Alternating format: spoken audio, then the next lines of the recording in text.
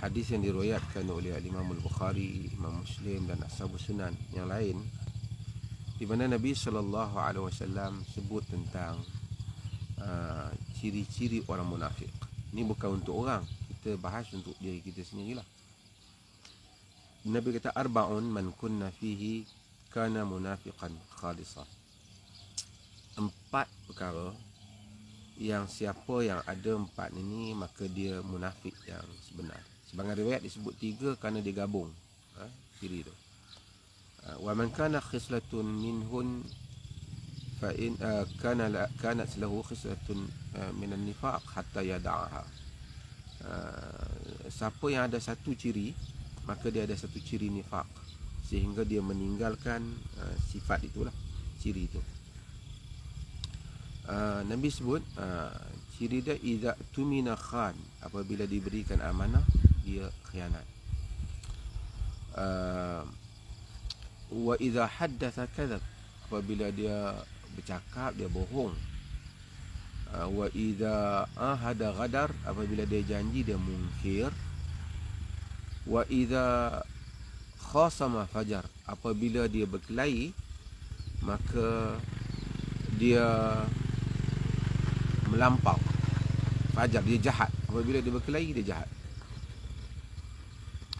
Okey, saya panjang hadis ni tentang perbincangan munafik amalan, munafik akidah, tapi saya nak sebut satu ciri yang belakang tu yang Nabi SAW sebut, iaitu wa idza khasama fajar, apabila berkelahi dia melampau, dia jahat. Ini adalah ciri munafik, di mana orang yang apabila dia bergaduh dia jahat bila dia bergaduh. Manusia ni ada khilaf-khilaf, ada khilaf pendapat, ada tak setuju itu ini, ada bantah, ada juga mungkin bantah perbuatan-perbuatan tertentu, tapi kita tak boleh melampau apabila berkelahi.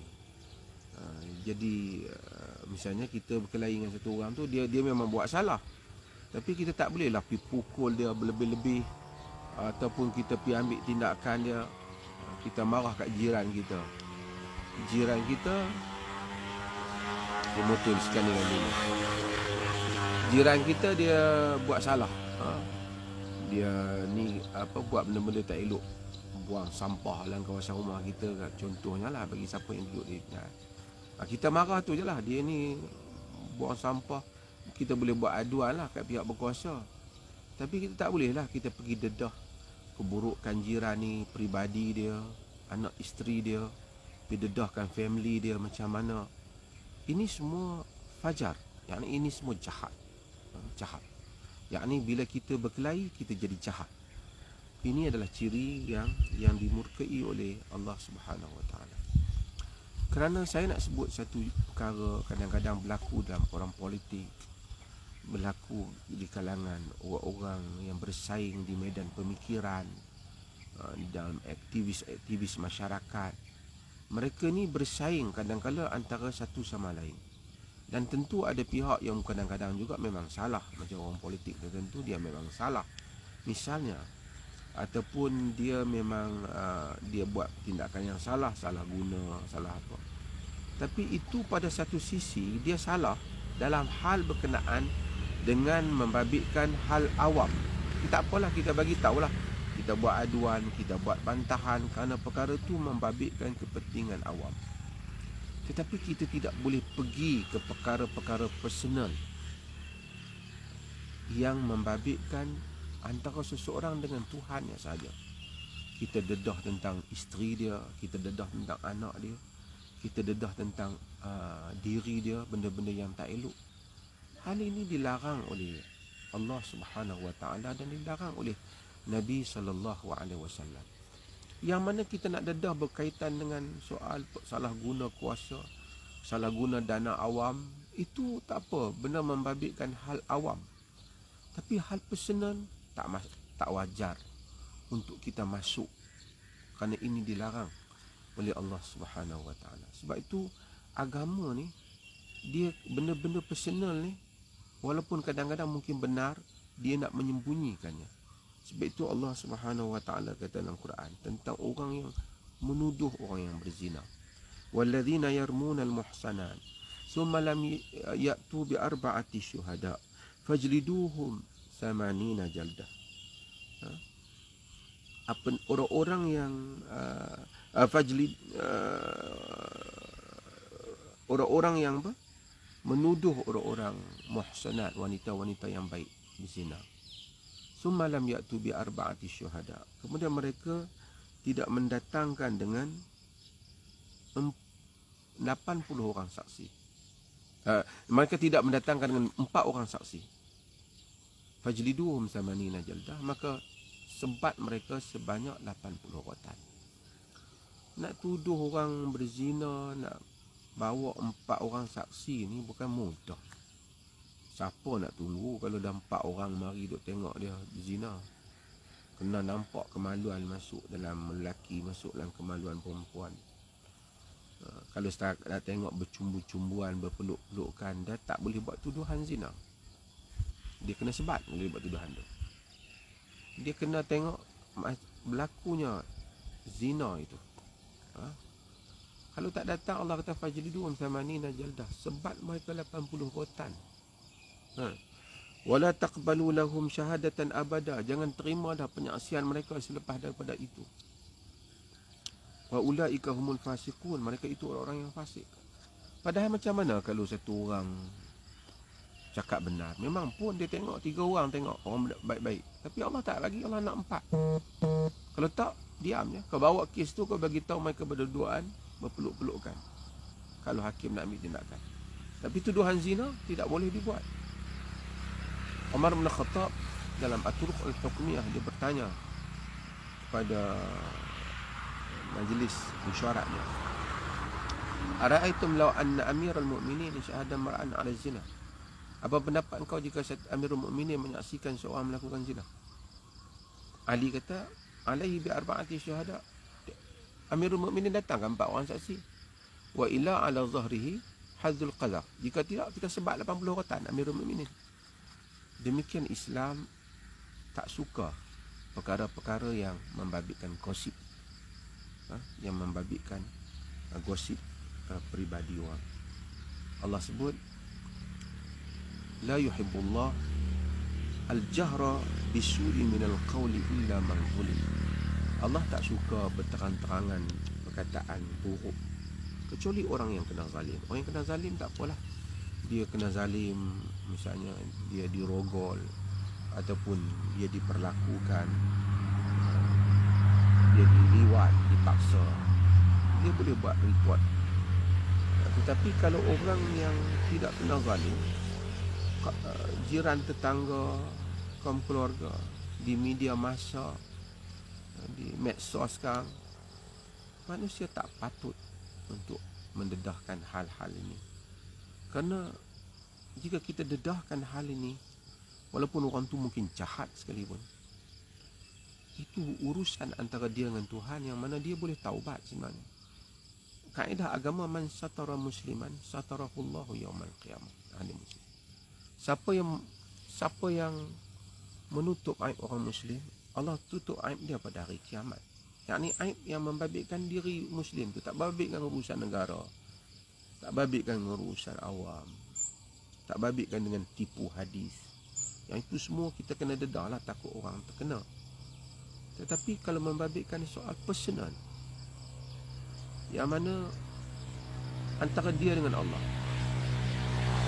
Sebab itu satu orang lelaki dalam riwayat Imam Muslim, dia datang kepada Nabi SAW. Dia datang kepada Nabi dalam majlis, Sayyidina Umar ada, orang lain pun ada. Dia kata, ya Rasulullah, alastu imra'atan fi aqsal Madinah wa asabtum minha duna an amassaha. Wahai Rasulullah, aku berasmara dengan seorang perempuan di ujung bandar. Aku buat semua kecuali tak berzina je lah. Maksud tak masuk kemaluan lelaki dan kemaluan perempuan. Nabi diam.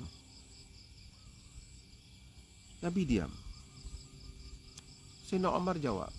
Sayyidina Umar kata, laqad satarakallah law satarta nafsak. Allah telah tutup aibmu. Mengapa kau tidak tutup aibmu?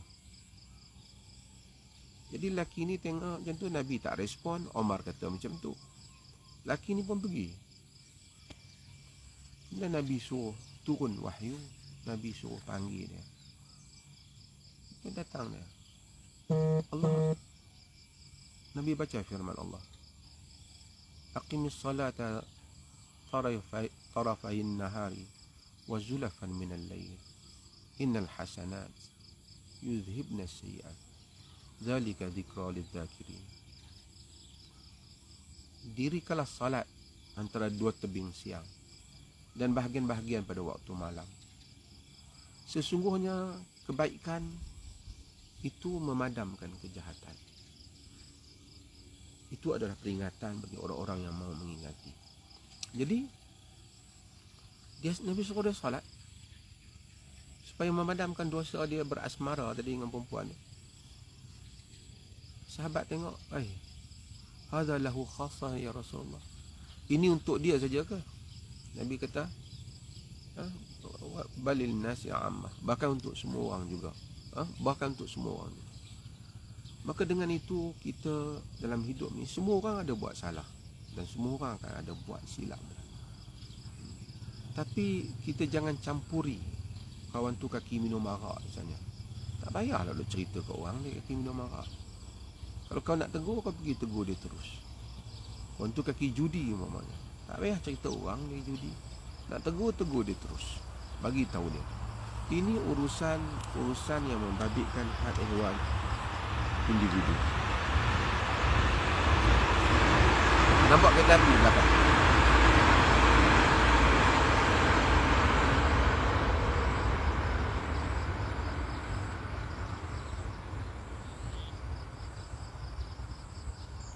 Saya sebut tadi, ini urusan individu. Tapi melainkan kalau dia buat kesalahan yang membabitkan curi harta awam, itu cerita lain lah. Membabitkan kepentingan awam. Tapi kalau antara dia dengan Tuhannya, setiap kita ada keaiban dan kesalahan yang kita lakukan. Jiran kita marah kat dia. Macam saya kata tadi, tak payahlah kita nak bangkit bagi tahu jiran sebelah. Jiran aku tu buang sampah dalam kawasan rumah aku. Dia tu aku tengok bini dia pun keluar rumah bukan tutup aurat. Apa kau nak babit hal-hal peribadi orang? Yang mana kau nak bantah ikut channel kan? Kalau kita fikir semua kita ni memang ada salah dalam hidup. Seperti mana kita mau Allah mengampuni kita, orang lain pun mau Allah mengampuni mereka juga. Tapi once kita buka orang punya, Allah akan buka kita punya. Orang yang duk buka kesalahan orang ni, walaupun dia senang tersenyum, masa dia buka benda-benda aib peribadi orang, dia rasa orang tu terkena, harinya akan tiba. Harinya akan tiba.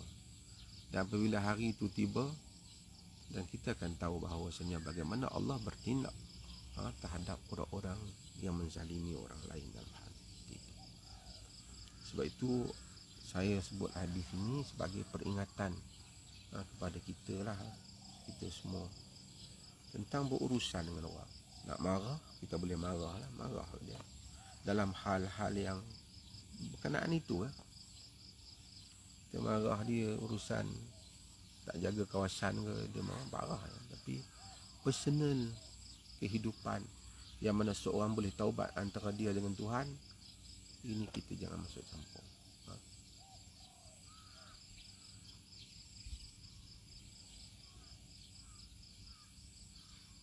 Semua benda-benda yang personal ini, aib antara dia ada. Kalau agama tak pernah menyatakan kalau orang tu pemimpin boleh buka segala aib peribadi dia. Agama tak kata hal tu.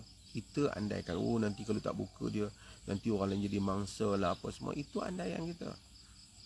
Kalau kita kata macam tu orang lain jadi mangsa, bodoh sangat ke orang tu sampai tak tahu benda yang salah tu. Melainkan orang tu dipaksa secara zalim. Dia dipaksa, dimabukkan, itu dia boleh buat kes itu ke mahkamah.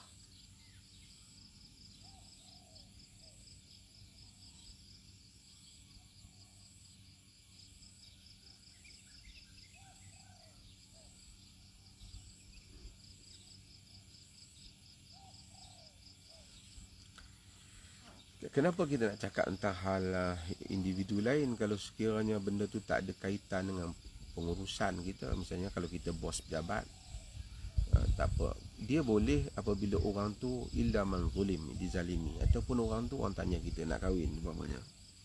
Dia tanya,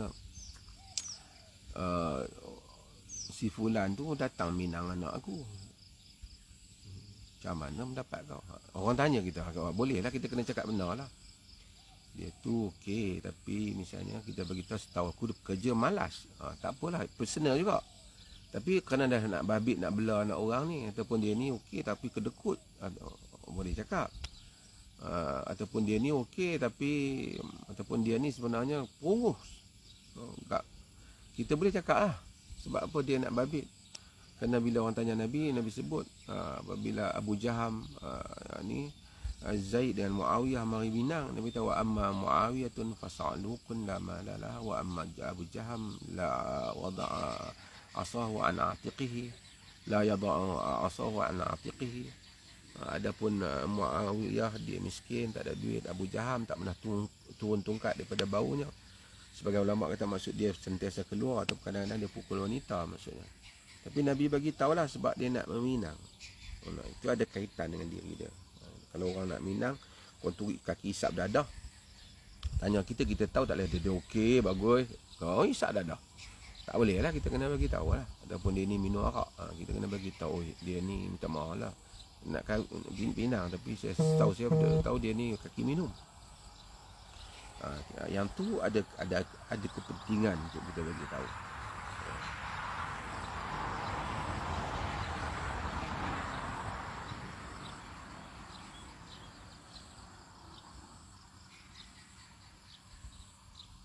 Ada orang tanya pasal makan tangan kiri, makan tangan kanan. Nabi kata kepada Umar bin Salam, ya ghulam samillah wa qul bi yaminik wa qul mimma yalik. Wahai budak, bismillah, makan dengan apa, dengan kananmu, dengan tangan kananmu makan apa yang dekat denganmu. Orang kata kalau pegang tangan kanan nanti cawan kita habis kena nasi. Cawan kita bukan cawan dia. Kalau kita share cawan dengan dia, itu cerita lain lah. Kita kena basuh tapi minum dengan kanan. Makan nasi pun dengan tangan kanan. Setengah orang kadang-kadang dia guna fork and spoon. Dia guna garpu dengan ni. Jadi dia suat tangan kanan. Lauk, ikam, masuk tangan kiri. Tak boleh dilarang lah hadis.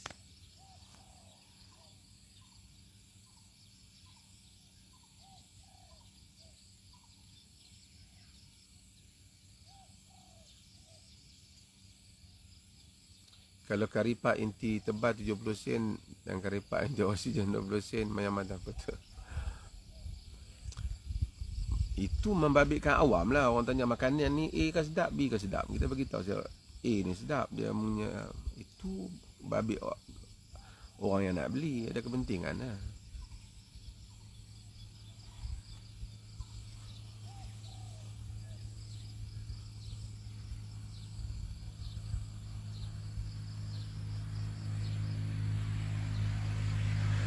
Kalau orang jenis nak hutang tapi dia memang kaki payah bayar hutang, kita kena bagi tahu lah.